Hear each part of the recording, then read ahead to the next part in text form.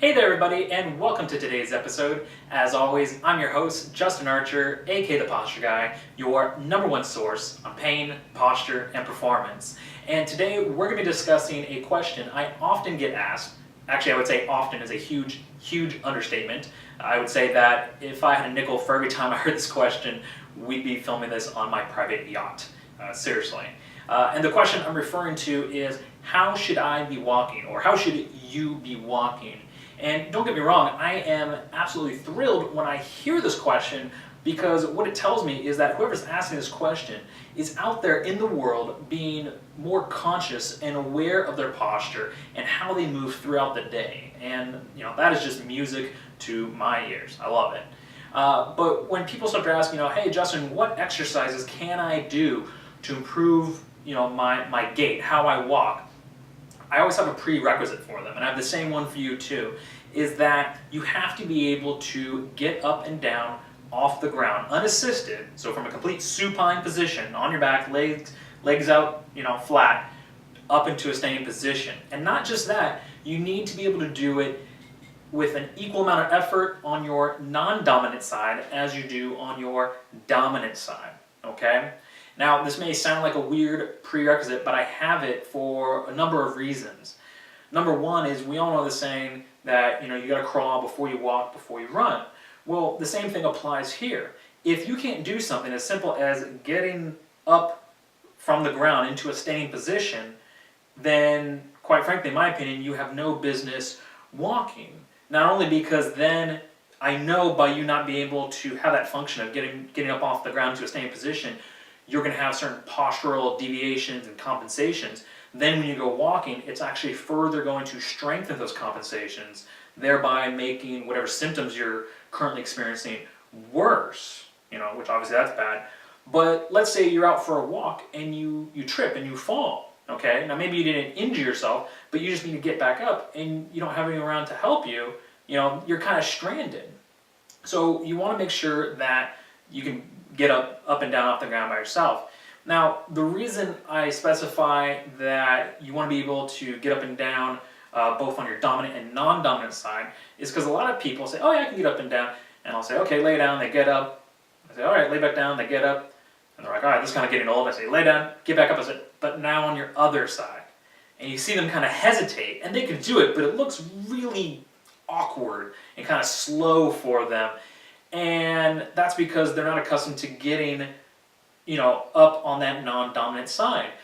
And when you're able to do that, get up and down on both sides with equal effort, the process of doing that, of practicing it, is actually strengthening a lot of the muscles that will carry into proper standing position and proper gait pattern, or walking, if you will. Okay? So that's what's important to do so. So if you can't get up and down off the ground at all, start practicing that. By all means, you can use a chair or ottoman or couch to help you at first, but then you want to get to the point where you're getting up and down unassisted from any objects, just the floor and your body, okay?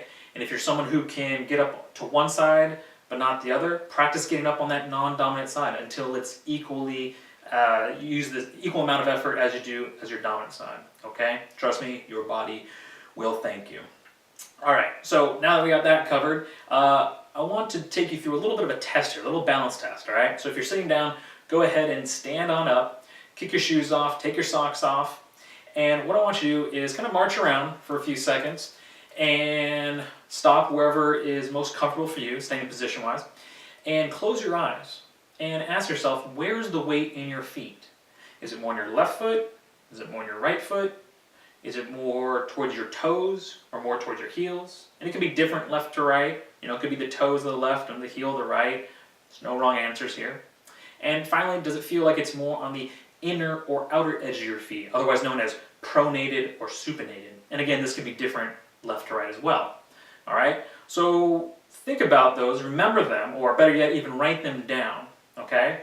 Because now what I want you to do is stand with your feet about 6 inches apart, which is about fist width, and you want to point straight ahead. When I say straight ahead, use the outer edges of your feet as your guidelines, as your rulers, not the inner edges of your feet, okay? So feet 6 inches apart, point straight ahead, bring your hands on your head and pull your elbows back, okay? And stay there for a few seconds and ask yourself those same questions we asked before. Where's the weight in your feet? Left to right, front to back, inside, outsides. Okay? And for the majority of you, you're going to feel a significant positive change. A lot of people say, yeah, I feel better balance left to right, front to back. Other things they'll say is I feel more grounded. Other people say I feel, lighter. A lot of times people, if they have, knee pain or hip pain or back pain, they say it actually feels better standing this way. Okay? And if you're still in that position, you can come out of it. Unless you really like it, then you can stay there for the remainder of the video, I guess. But the reason I wanted you to do that is for a couple of reasons. Number one is notice, before we put the hands ahead and elbows pull back, notice the imbalances in your feet. Because those imbalances that you feel in your balance standing, you're going to take those into walking with you. Okay? And then notice that when you artificially repositioned your shoulders and your upper back, that you felt a change, a positive change in the weight distribution in your feet, otherwise known as your balance. So hopefully that should be kind of an aha moment, an epiphany that, hey, proper walking isn't just about which direction my feet are pointing.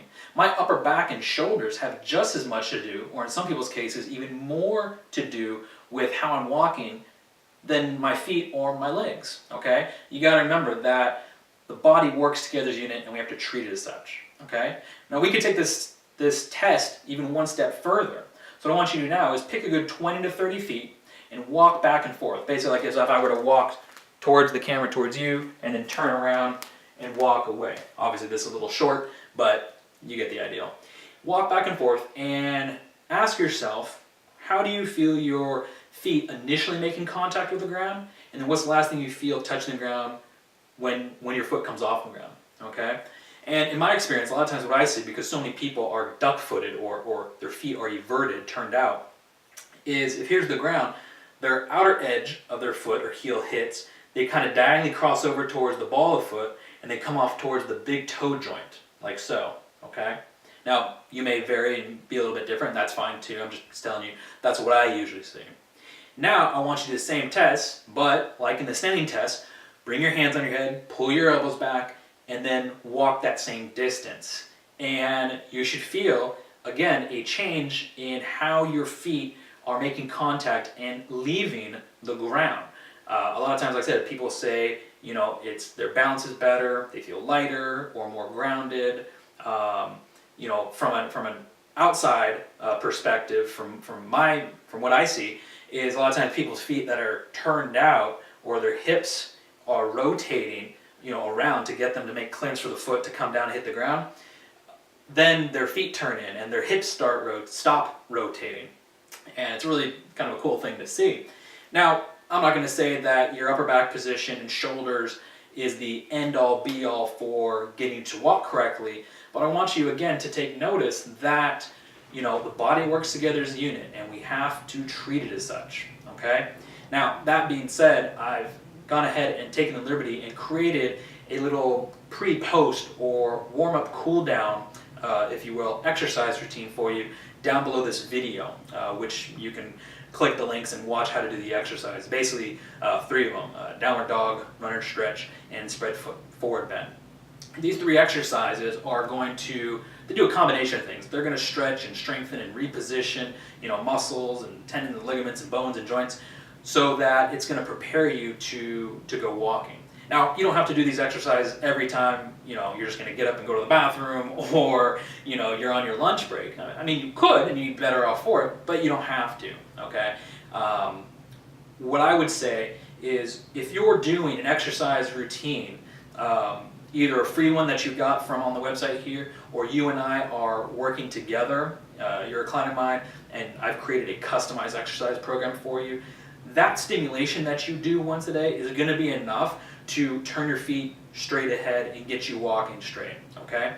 Now, if you want to do a little extra credit though, by all means, go right ahead and, set aside maybe half an hour to go for a walk. And this walk is actually going to have a purpose other than just going out and enjoying the outdoors. So when you're walking, there's a couple things you can focus on. Is one, you want to do those 3 exercises before you go for a walk. That way you're bringing the best aligned you into walking, if that makes sense, okay?